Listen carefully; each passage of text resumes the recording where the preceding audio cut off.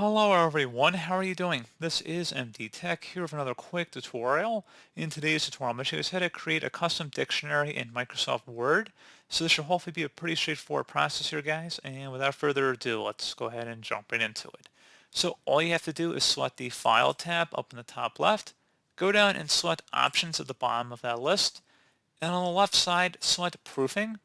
On the right side, you want to go and select underneath when correcting spelling in Microsoft Office programs, select the Custom Dictionaries button, and then select where it says Edit Word List. And now, if you have a custom word you want to add in here, you can add whatever you want, so if it's a different kind of spelling. So let me spell trees with an extra E, for example. I'm going to select Add, and then OK, and then OK again. If I close out of here or select OK, if I spell trees with two E's here, it's not going to attempt to correct the spelling of it. It just tried to capitalize it. That's the only thing that it tried doing here.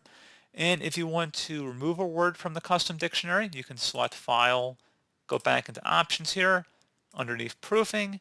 On the right side, I'm going to go ahead and select Custom Dictionaries, Edit Word List, and I'm going to remove the word from the dictionary here. Select OK, OK again, and now you see it comes up as misspelled. So pretty straightforward process. Do hope I was able to help you out, and I do look forward to catching you all in the next tutorial. Goodbye.